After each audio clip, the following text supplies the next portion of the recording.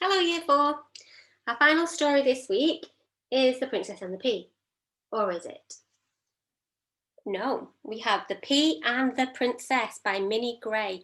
We know it's a different version of the story because we have lots of mattresses, and we have a pea, and we have a princess.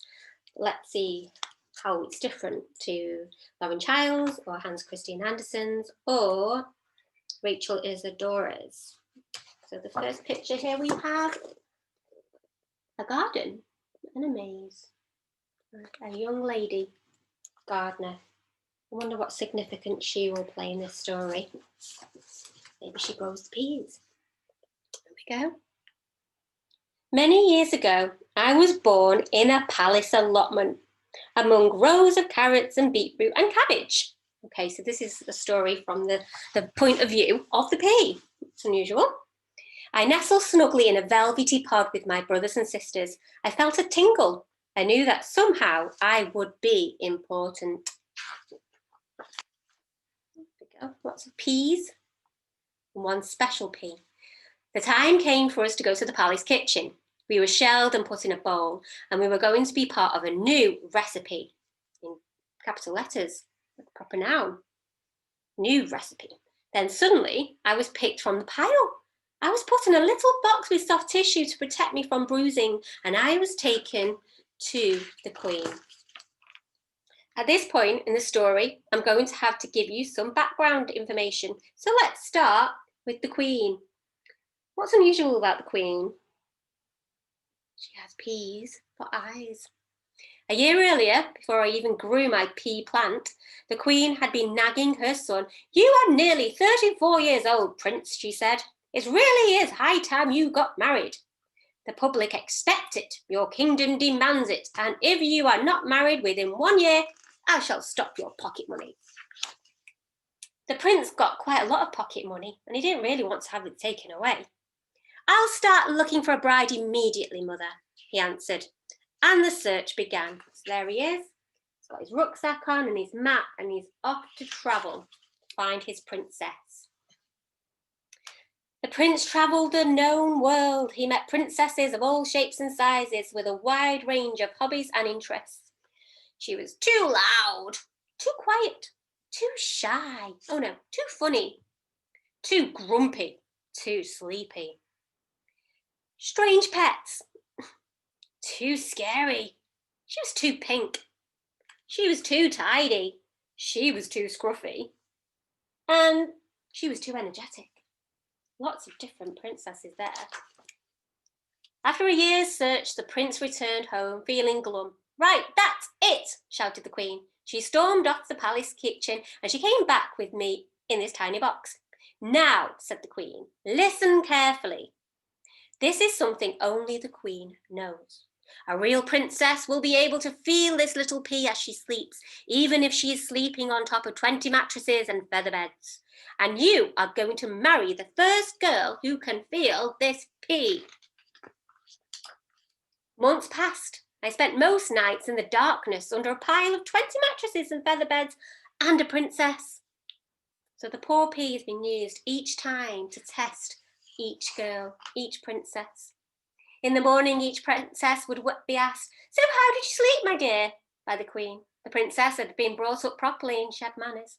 They always answered politely, "Like a log, Mom," or "Like a baby, thank you, Mom." And they all said, "What a comfortable bed." They were, as I said, all very polite princesses. "The prince will never find his princess at this rate," I thought to myself. "I must help somehow." So the pea is getting really annoyed at this point because he's been there for months and the poor prince is still without a princess. One night a furious storm raged. Oh, there we go. We've got the storm now. We know the princess is going to knock at the door. Rain lashed the palace, thunder claps shook the walls, lightning flashed through the window panes. There was a little knock on the palace door. A small wet person stood on the doormat. "Could this be the real princess?" gasped the Queen. Before she could say a word, the small wet person was put on the bed at the top of the 20 mattresses and the feather beds, with me, of course, underneath. In the darkness under the mattresses, I recognised a soft snoring. "I must help," I thought.